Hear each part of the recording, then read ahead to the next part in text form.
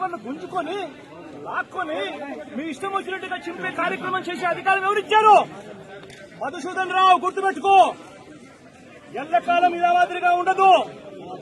ప్రజాస్వామ్యంలో ఉన్నాం మనం. నీవి టోపీ మీద ఉన్న సింహాలకు అర్థం ఏమిటో తెలుసా? అధికారంలో ఉన్న వాళ్లకు సెల్యూట్ కొట్టడం కాదు, ప్రజాస్వామ్యాన్ని కాపాడడం కోసం మీరున్నారు. గుర్తుపెట్టుకోండి.